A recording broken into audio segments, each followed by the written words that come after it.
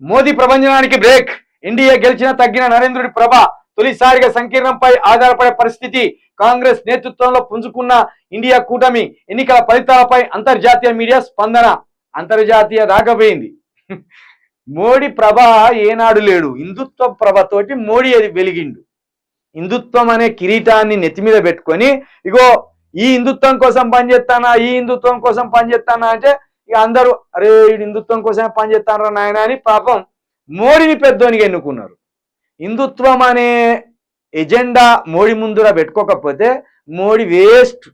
దేనికి ఎక్కర్రాడు. ఆయన తెలివికి కానీ ఆయన వ్యూహాలకు కానీ ఆయన కథకు కానీ దేనికి ఎక్కర్రాడు. హిందుత్వాన్ని ముందు పెట్టుకొని నడవడం వల్ల మోడీ పెద్దగా కనబడ్డాడు.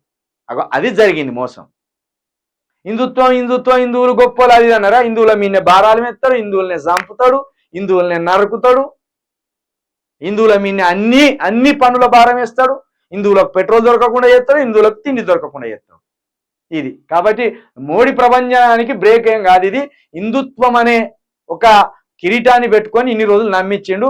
ఆ కిరీటం అయ్యా ఇది కరెక్ట్ కాదురా నాయన నీకు ఈ కిరీటం పెట్టడం అని అక్కడ హిందుత్వానికి పుట్టినీళ్ళు లాంటి ఉత్తరప్రదేశ్ను తని తరిమేసిండు. కాబట్టి అంతర్జాతీయ స్థాయిలో మనం ఇజ్జత్ పోయింది ఇప్పుడు.